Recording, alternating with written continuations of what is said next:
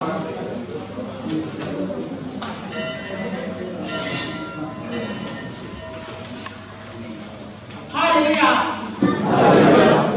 Ôi giờ này con tất mấy căn hành mong khen người thì qua thì anh đều nhất mà là tình con thì cô cần là cho cái đây là một khóc mấy cần xem những gia đình hai gia đình con gia đình và gia đình tên là đi đông nam rồi em tên cho cái con cái này mong thế thì chúng là cái phòng chắc mình và gia đình mình sẽ tất mấy thì là vật này sẽ có bằng nhau lòng trên cần sẽ và tại và gia đình của gia đình này là mai tạm sao mà cái tổng quá còn là nào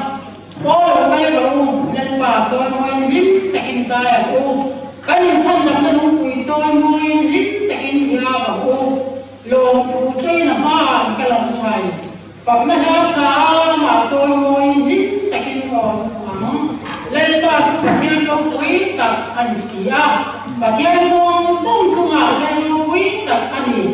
ama giả cho lên một thu tập cái chỗ mà làm gì sao tập cái chỗ ta anh không Philippines thì ta anh ama thì anh sĩ không có cho đi được cho anh ôi rồi bây giờ chỉ bài cô cái này cô nào thầy lên bà gia tu mà chỉ ô cái cha linh cái này thì lên bà cái này cái số ba cái mình sống thật chéo vào xe cái cha bà cũng là con trai Ora puiger hallelujah kan pakate nagke so mo na le so som sa to ni ta lo ni boina kan le pa kan patyan kan chat big bang te kan fel big bang te ni ha u lavin le pa hun cha ni na ba sai sa ka ti zon ni na te ka ron chen to ni sia lo ko dia in hon na te in centenary lom na te le pa ma in hun cha ni ba sai sa ka Boini chalai pa kan patyan kan program duan lo abute abu bijing teka hanang teka mam thaya nang ma kai swai le mai so na kan la chana pam kya ama sai ni ne nang lo bu kan ron silate lai pa kan patyan he hun ni kan man hi a choni lian ni la he hun lu ta kai kan man hi aro ki tia te ha du tia te sia nang ma ka le choi koi na ta na te lai pa kan bai ba nang wa kan ri ko min ti tak tu le ma kan so na ta na he hun kan ma ni ni bai ni so sakla boin fakta ko ma lai pa ai ti mong tu dong so le ti ta so tu ngai ko nang wa tra ja ni on tu kai swai la mai so ma te ti chuan kan in kom te a pai la to thang nang ma nu kai swai le tu rin dai to pi sta mi ne na kan di le che Patian pasala ahan kan dua tu ni kan dan masang sungkam sente kan man an ni belo kan dua ke dia pun tak mai kan sam ke lu mai aro kui kan sia he sente nari program jing thia ka ma kan ho tu te melai man ding ke tura wa man na sia ka ho in han san te pe hi kalau me ma tu ti wa le wa chuan sai lan lo ke ni la ba ni ama kan ko te sa na kan các cụ thì lai và anh em nó còn cần qua hết những cái này mang tụ lên mang tụ lên qua tại biết lai gan thì tôi bin cô ra người tên thì phải tên gắn một cái thì làm tôi bin gắn một trang chắc là và cái hậu sự cầu tôi thì qua lên lai ya hồng bồn na lâu thế là thì tôi hồng bồn na mình lâu cài quay cầu tu tên đi rồi anh làm lâu hay là ba cái này chỉ là pha ẩm trên hàng phố ẩm minh cái phố hàng đó là cần qua hay Asia chỉ cần sẽ không có cái hàng xây làm siêu siêu to thì các bạn biết không biết thằng nào sáng giờ để cho tên chỗ là gia cần có secretary thì cái này là cho nên mai cái này thì làm tốt có cái phòng cái trang trang chỉ là mà chung thì anh ấy chú đồng na và cái này mình có rồi trên cái gì làm tí cái đấy vào tiêu rất là tập trung cho cho không ai người khóc mà anh ấy có cái này cái mình chỉ cần gì mà thì hay cái mạng nghiệp các bác sĩ sai không có việc có cái này trong cái chỉ là anh ấy có em muốn cái này là là mà xe thì anh ấy còn phần quy về thì là ba thì nó sẽ cái gì là mình cần phong đi thì phạm sinh các cái mà lâu là tin cũng không ạ cái sự đấy ngà tôi cảm ơn hiện tại khangแต่ข้ากันเลยว่าเราละเป็นผู้สาวดำนั่นเองถ้าอยากฟังไอ้ลายติดต่อไปเราลงเราโอนต่อตัวเนี่ยฉันเนี่ยมาจะกระโดดอ่ะเพื่อนเองจะตัดไว้กันในลายตัวไอ้ตัวว่าที่มันว่าพวกเราว่ามาเราไว้ต่อตัวแต่ก็เรียกว่านั่นนี่ละตัวบางตัวนี่ทำหนังฝั่งจะบอกว่าเรียกว่าโอ้ยแกก็ไม่อะทำไมเราตัวไอ้ลายน้ำตะการมันมั่งแข็งเต็มada maten pakyan bas paglepan so lohi apoi mo he bun kan chen te hi aliwa aro kuen ni tu bang don he to ba pakyan pagle toy mo chu khan ada maten khan tu ram pam to so ro wa sai la ngin cha ngin te kha kan sei he tu ka ni so kan pakyan kan pagle kan so mo na ta na la man bar danga som ro pathum na kan ma kan te kan dal pe ko pe le yo ti mo ya ibo at sai selen ko ko o ka ngai to nge ti ka kan bai di pakyan pagle toy mo na tim te kin no ta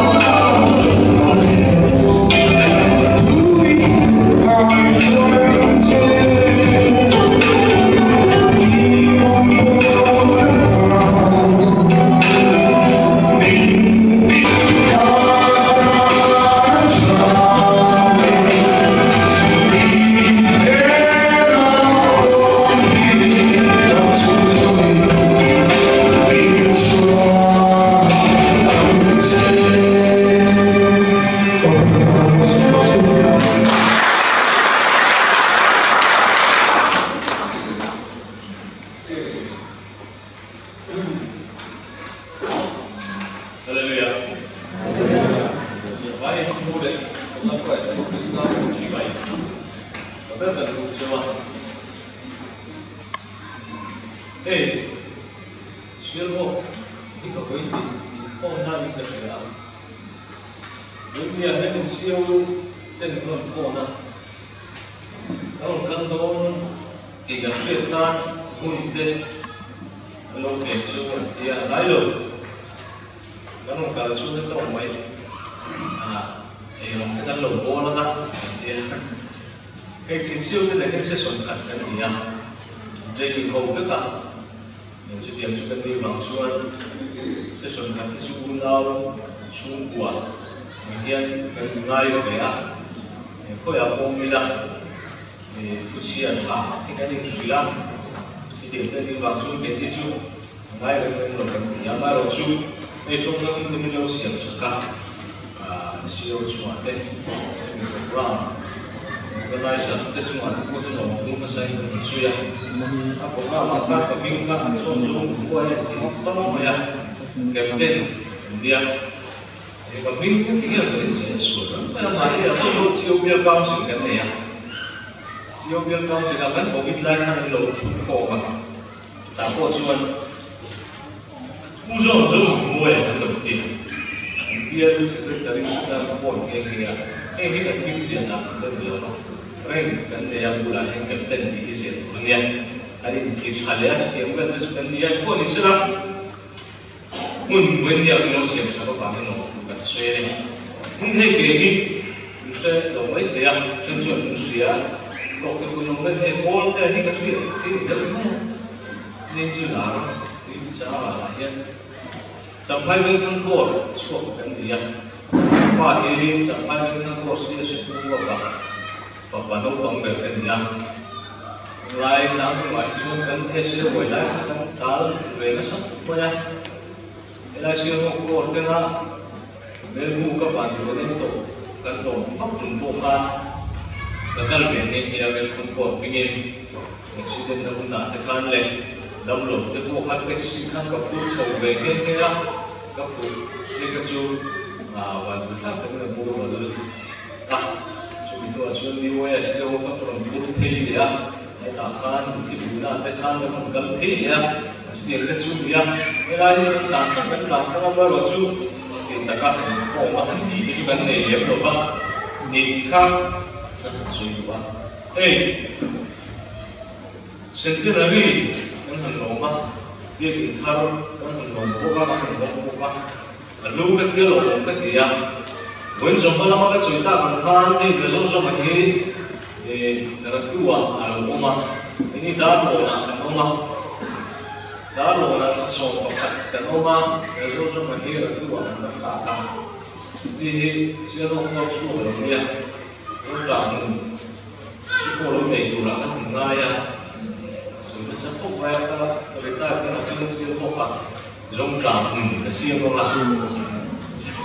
cái số là ăn chim thảo hoa tiền giống trời không biết cái là gì thì tất cả xuyên nghe anh đi còn chắc bây giờ siêu không phải YouTube sẽ nói gì khác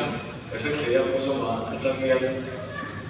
我不想今天这个年龄真的感受不到的，我不想搞起来的，我不想今天后天。有时候说不能主题跟你主题的那个，那真正的路在成我应该是有这样，那你也打我讲，说了就过了，现在的人跟罗马上你说到跟路的，上你说把别的现在的人跟罗马，就在这个说的好的，但就看到个爱我会就啊，我会看，我给我的包我靠我们的，你真的啊。không nó sắp cút với cái những cái chuyện và đôi như vậy thì cũng là nó sẽ tới đây đó thật là phan việc cái công khăn đánh lùi nó là một phan ra nó su nó chỉ mà thì cái đó nó sẽ tới đây ta là cái những cái về rất là trên người về để khăn bị chìm mà khăn không quy đổi thật là JCB tụ của cái này tin ta là cũng là chuyên sale support về tìm thật đấy thật xuống khăn mình sẽ cho vào một chuyện chủ yếu là cũng vậy là làm cuộc khác và tụi đi là các chỗ sẽ cũng như các hệ sang cái gian cái làm một siêu từ cái gì là làm cuộc không như sự sống sạch cái cái gì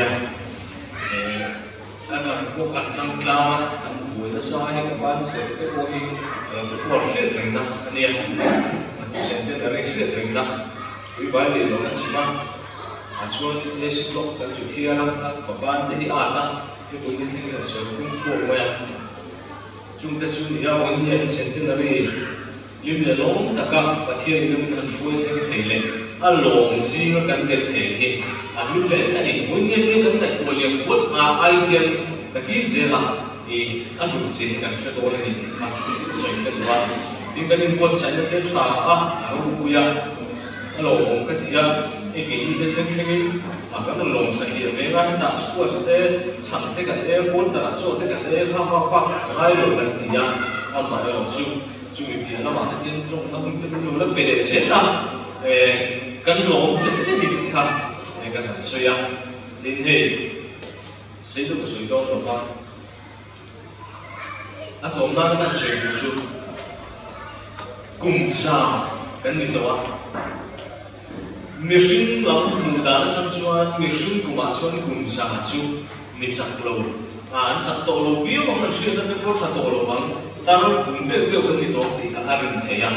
mà sẽ thà nào nó cùng sao đấy là chú anh thà nào bị tầm anh thà nào bên là vào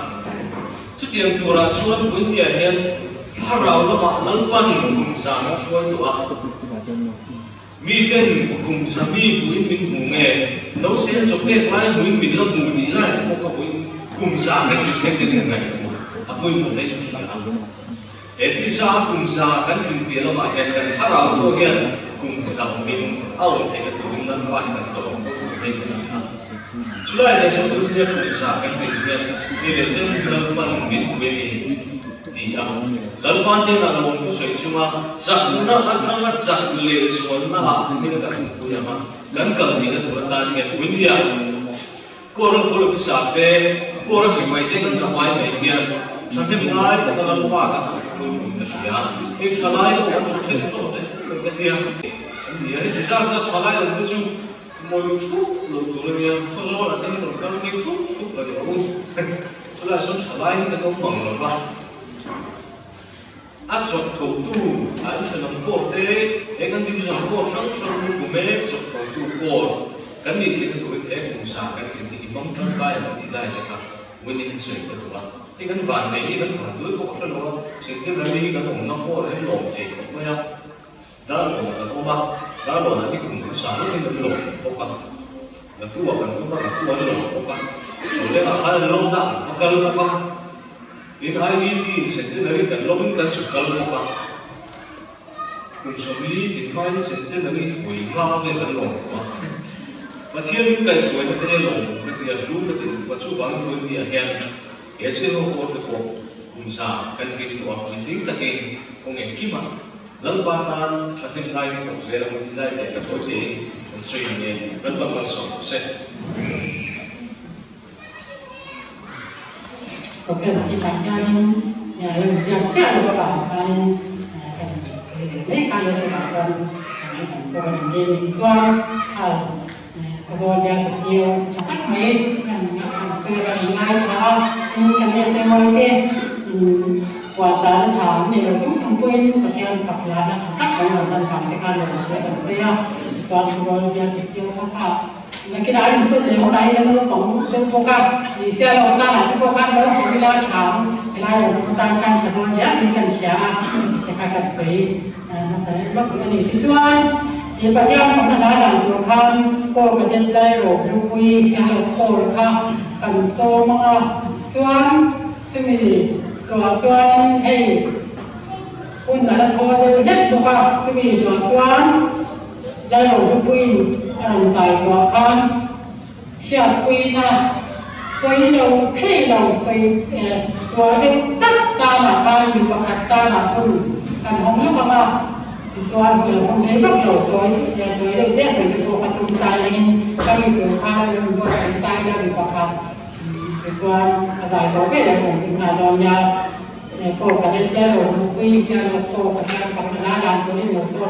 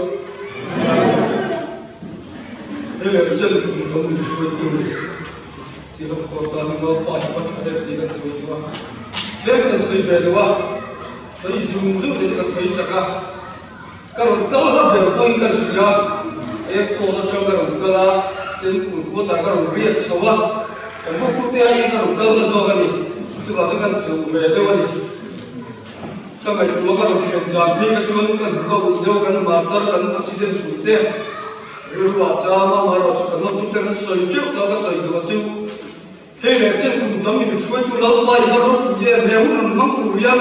các ngày tu nào bồi ai rồi các bà tế các chuyện tế các con rèn trang lâu sẽ là dân thung cái người tua các dân chui các măng tu đó là cái gì à các thầy nó giống giống như nào bà rồi chui rồi các người à bà thiên rồi bùi gì à hi các thầy nó mới khát điểm em mày đi tem cùng rồi bùi tập anh này ta cần baba chú cần ra rẻ là bùi trong hiền bốn năm đại lệ còn km hi ek tin ngày cần chân xuống thì hi thà ra bốc ta hiền nó sẽ tập in thì bớt sai một thì các chuyện cuối này các thằng đúng chung khát điểm anh nhé tập tân rồi bây giờ chân rồi sẽฟังกี่มาค่ะหนูดีค่ะเจ้าโคราชละเลี้ยงกุยาเลี้ยงขาดีละก่อนเนี่ยเต็มเต็มเลยที่ยาสยามคานอันมาลูกตะเกียบนี่ก็มีคนบางตัวจานอารมณ์กันตอนมันก็มีอารมณ์กันได้แล้วก็ไม่อาจจะมาเราเรื่องขยะทิ้งปกติใครเราคุยกับการสัมผัสมวยกับไปดูกันสักทีที่จะบอกกันข้ามรู้กันคุยกันนี่ที่จวนตัวจวนเวลาอย่างนี้เลยชุดที่มีข้าวกับการสัมผัสหลังตัวเองการซ้อมด้วยอะไรที่จวนนี้อันนี้ฮิกันสวยลูกมาอันนี้บอยเสียนะถ้าชาวบ้านรู้จงไปเสียโลโก้เด่นไงไปหมดเด่นไม่ให้อาหารก็ไม่พอเสียนี่กันไม่เสียก็เสียการคุยมีเสียงใจตัวละมาเราชวนสิ่งที่เป็นโลเทการตาละเสียตอนใจเสียเด็กเราไม่ให้กันเสียกันเสียว่าตาเรื่องว่าเรื่องว่าสิ่งที่กันเสียสุดที่จวนซึ่งเนี่ยสั่งตัวจวนอะไรตัวจวนปัจจัยต่างๆเป็นตัวกับเต้นและสิ่งส่วนตัวจะที่เดียวกันโซนตัวว่าอันนี้ข้ามทุกโตอันโตแค่นี้อารมณ์สังตัวว่าบางนักลาเทโกอารมณ์ข้ามตัวอีกก็มีการทำงานบางตัวข้ามตัวการต่างๆตัวตัวมาโดนนี่ตัวนั้นซ้อนงานตัวนี้ที่เป็นการทำงานตัวนี้ซ้อน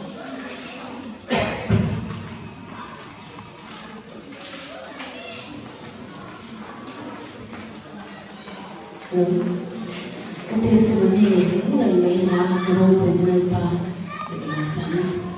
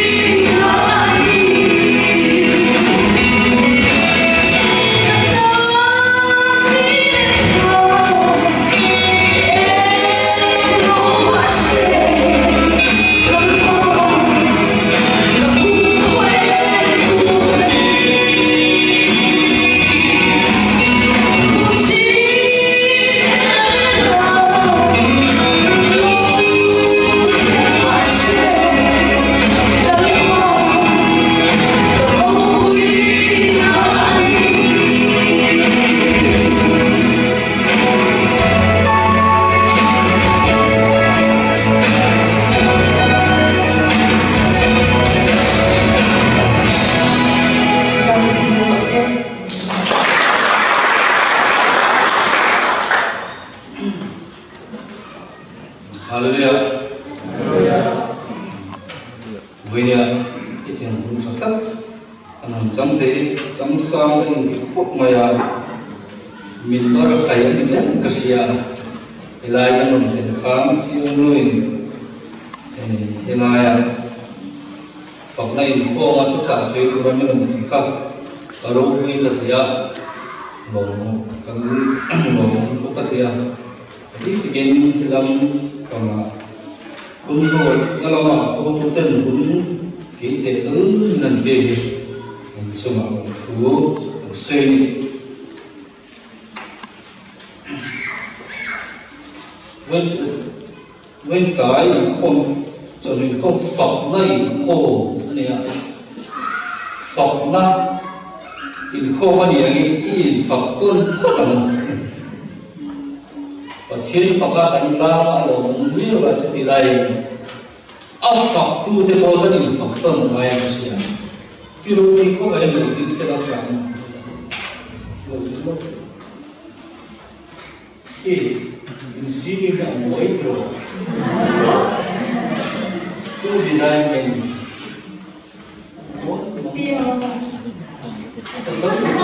apa sahaja kita boleh cari peringatan terbaik. Itu yang boleh kita.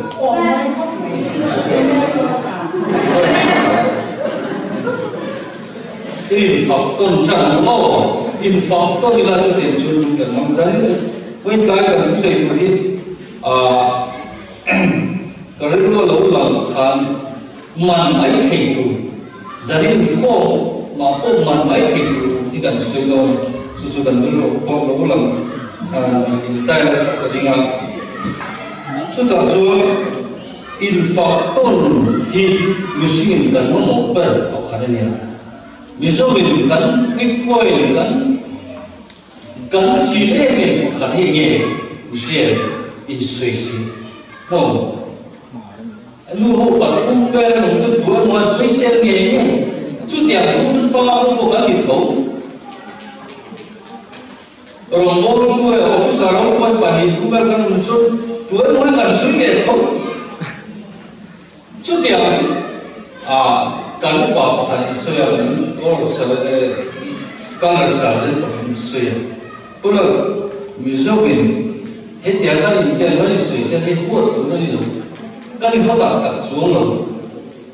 cắn gì nó bọc khăn này à cắn đến lúc ấy cắn đến lúc cắn tiền nó có áo lúc nó cắn thì cắn tổng kim cắn ra cắn để trả tiền thấu anh ấy không mỹ cắn đến lúc cắn tiền nó rồi cắn coi cắn tổng kim cắn ra để trả tiền cắn của đến lúc cắn cái tiền cái gì tiền rồi thì là chút cắn trả về nó bọc khăn như thế gì số bằng cho infak ini macam itu, infak ini kemimpinan kan dunia, kan pakai semua itu ni lah. Alu fry hasil sakcina, alu waktu itu nanti cina, alu kan mula alu ni mula lah tu kau maya, tapi ni kalau tu som ni benda le ada, maya. Ambil barang dia tahu apa apa. Ambil lagi bilang macam, anak siapa, anak siapa itu tu, anak orang dia dia bersila. Cucu, apa itu fakta untuk orang. Cuci ada cuci ini bukan fakta lain. Cuma tu, apa sebenarnya kan di sini lupa lagi, di west lupa, apa yang di sini cuma macam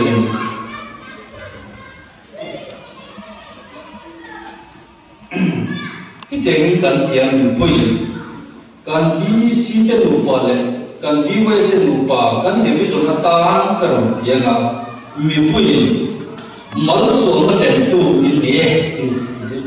kan kita punya, kan sini kan sudah selesai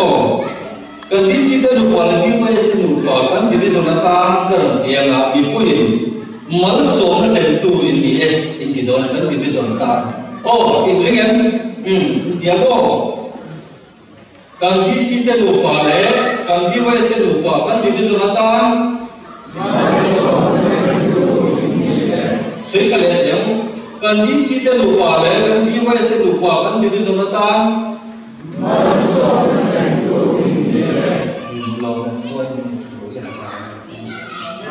Chúa siêu rồng rồng chung một đất tôi nổi tiếng liệu là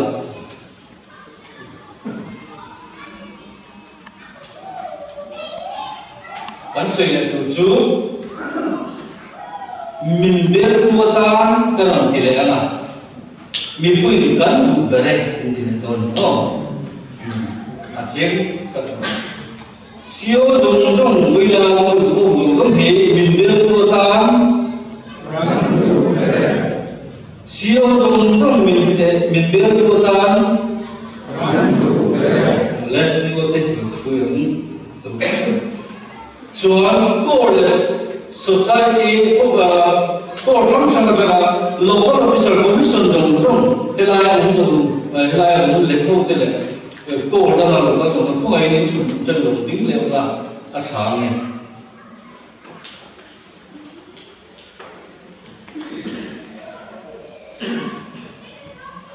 kan soi le tu kan ko ata kan ti le nga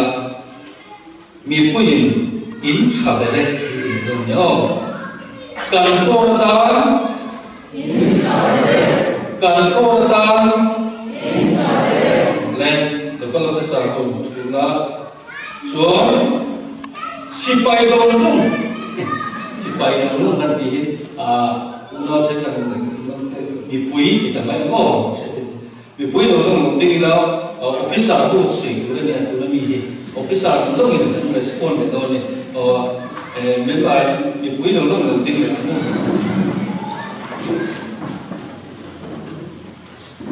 officer đấy anh thấy không cái suy của chúng ta suy là nó si quay thôi thì tất cả những cái là in nghĩa là si quay thôi thì tất tôi nhớ cắn thì nó dùng số in ta trong tiền cắn thả này thì rồi nhớ cắn thì nó dùng in ta cắn thả này lại là chuồng giải ngay nào mồ thế bị bắt chúng mà hết để chú giải ngay nào cái là ngay nào chú có sử dụng để chú giải thêm một种giải lại ăn sạch chút ngay ăn ấy đồng bộ này ăn sạch chút là cần muốn giải thêm thôi nhé mồ tôi theo cái lần một môi em kìa cần nuôi giải thêm một cái gì đi can thiệp cùng nó liên tục ai đồng một bả giải một quỳnh thun bên trong giải này chúng mình cần giải thêm môi ai này có thể chúng ta là khổ phê là giải cái gì đâu đấy chúng thì lại giải thêm bằng gì đó khổ phê là giải thì nó nên là mua tăng tăng chúng thì lại giải của giải thì tất tất xuống sẽ mi giải ngày khác nụ cái kia mình kể đi ăn nụ cái tắm lên thì giải thì cần giải thì một giải chẳng kể đi cần về nó trong bạn biết giải thì chứ thì không có giải thiếu được cái này chứ ở trong kia giải ngày khác một cái tiếng này phiên thu ông cái chuyện là các cụ tôi sáng lên chú về Christmas về đấy giải vui cần mấy bọn cái giải được tốt sẽ xí lại chụp lại luôn tức là lỗ nguyên về tức là cho ai cũng giải chụp các bây giờ ăn giải trong khăn có phi là chuẩn bị cần cái đó là gì cái món nó giải chụp là và thu nó sẽ một cái thế các chỉ một cái thật sao chú mi cuối tôi ăn là ăn giải lại mà mi ăn giải chế cần ở trong mình ăn vào lỗ thì được sẽ chú mình thì tiền dùng lại xem chú ta lên cái chả ít ta lên nó trong cái nó trở lại đấy chú mình ta lên có mà cô chú quý thì lắm thì ta cái phần gì cùng giả cái chú quý thì của mình in vô sẻ đó là cho nên nghe lần qua sự mồm cái lỗ tung lỗ đi đi tôi biết gì là chuyện của bố sinh tất cả là chuyện của bố sinh tất cả cái liên quan đi giải trong cái liên quan là cái trong trái này thì biết gì là cái liên quan là lỗ nó chụp cái mà đặc biệt cho nên chụp lại mình sinh tu kan mo kita tum ba in mo em ting anga ka ko min ka san do ti ri mo ti ngai chan tum din mo to gen la em ting ya o mang an be gen a chaw do ti te chen ji do ti re min mani akan in bia ini su kan bu pa ka din la kan de a chi nuwa ka pa din mo te pon lu ka ron nei ti do ne ti hleng in ka sui sak không biết khi làm chuyện lộn nó từng cái chuyện lộn nó từ lâu nó lộn nó đánh rồi phố vui rồi chuyện lộn nó từ lộn tốt ở thiên chúng mình này chúng ta đã chấp chuyện lộn nó từ lần trước chúng ta dần dần chúng ta đều tin bồi chúng ta chúng ta sẽ chúng ta muốn làm cái cho những cái này có thể sẽ làm cái này anh siêu ông muốn nhà cái nó visa cái nó có visa chúng ta in dia kai lom na ai lom na ye tam zo chu ko ko lom na ai lom na tam zo e zo na ko ma chu ke ko chu ni chu wang zo lom na ai lom na tam zo lai ka ba ka tam zo ka ba ngi Bible la ko in lom na no Bible la ko in lom na Bible in en tam kan en tam kan Bible kan bi tak piangin chupo yang apa bin mun har sangan mangan na to chi mai la loma mani loma thuru ko chi chumin nei ku chun kan so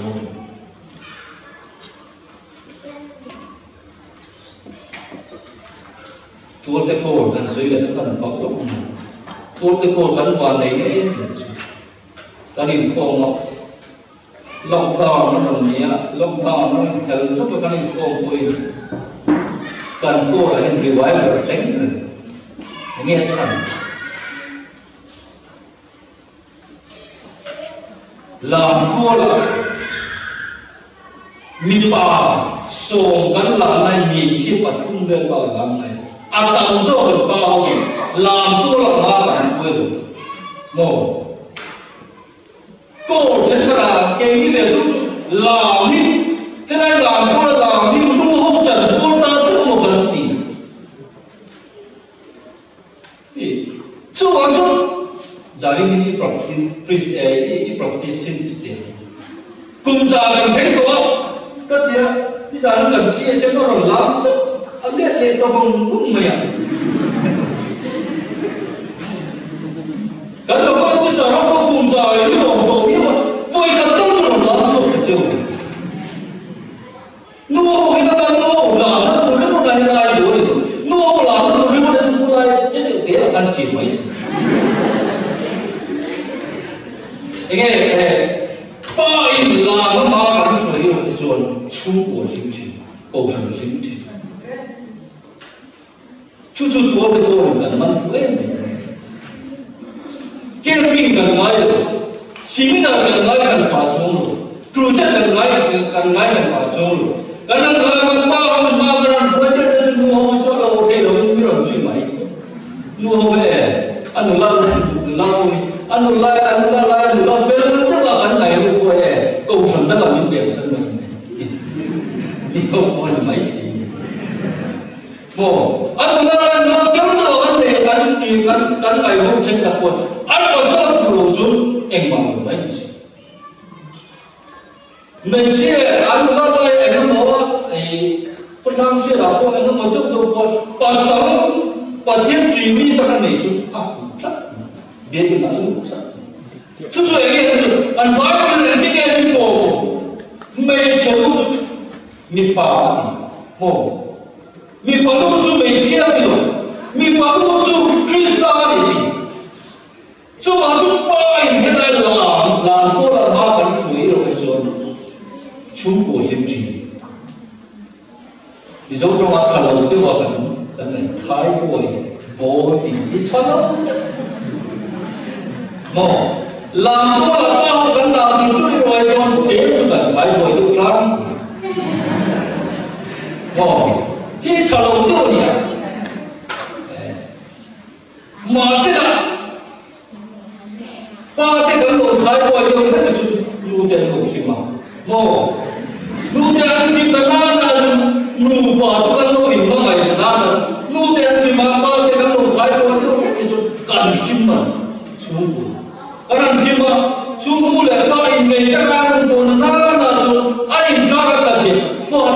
khi mà mồ phát để ăn kim tổ chúa chúng bỏ đi vay vào sinh chúng bỏ đi vay vào sinh cho nên cái gì cũng cho làm sinh có bao giờ các người ngồi như này cùng tin camping một sợi anh camping một sợi họ có một cái sinh mà sinh trên trang chúng nuôi các tiền các thiên địa về mình tiền là cái cô này cùng tin biệt thời tu mình người đấy là mày chiều qua chiều chiều rồi anh ấy nói là cùng tin camping một sợi camping ít xem số cái gì ông ấy sẽ làm một lại ông ấy sẽ làm một thế số cái chiều có ý đi cô này vẫn đi chợ cô tập phát đi lên cần sử dụng đấy nuôi cả chỗ một thế số ta là cô ta chỗ cô ta cần ý thì vẫn đi chợ anh ấy đã tuân thủ luật này là muốn anh ấy chân đất vẫn sập sập vậy đó là gì cái này chú chú cái sự chú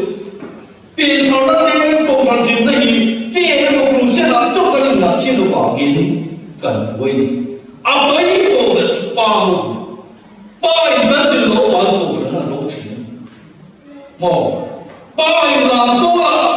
mai rồi cũng ra đi chú ta trở lên xin bao nhiêu làm tốt mai rồi đó là cái đồ này gì chứ ấm mập mà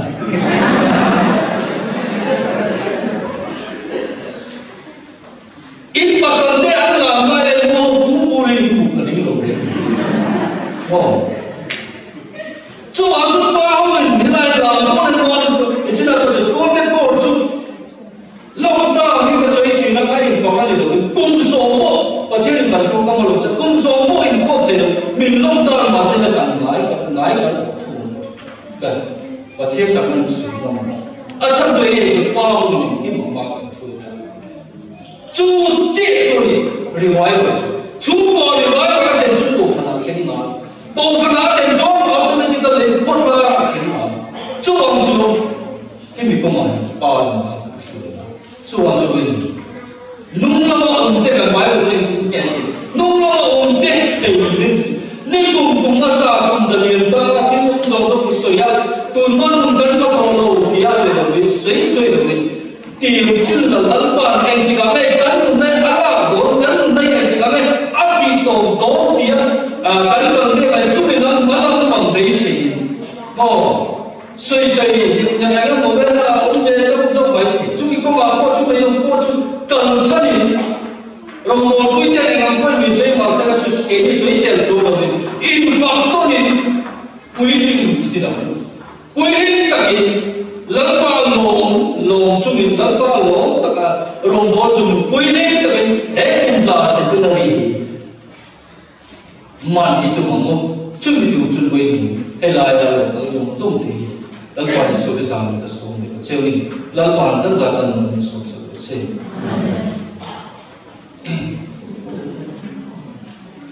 bây giờ là các bạn Yesu mà ngày lúc tập nát thì number giờ là số là các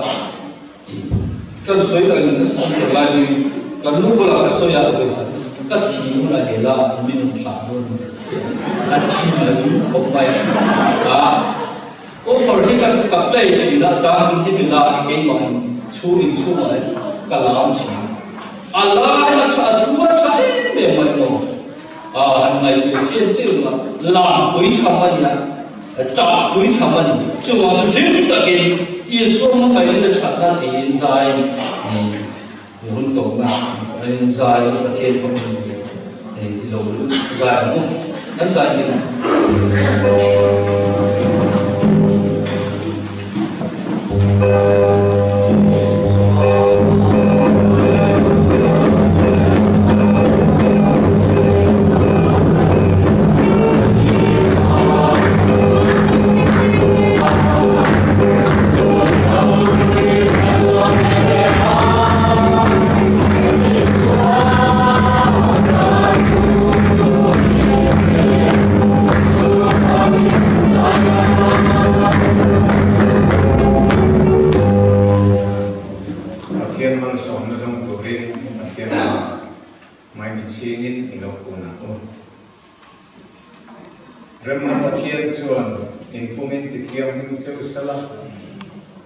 in taksa le in rilwol in tarao chu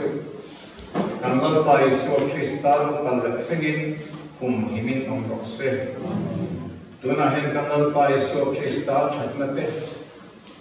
Pathian kanta gadmi mamai nate. Sarang tianim pon le kai chuina. Avan samuan le malsom na do takchu. Hetirai la ukal khom tele renna kan unang ram tinami tinena chatuan thingin lo om je rokse. Amen.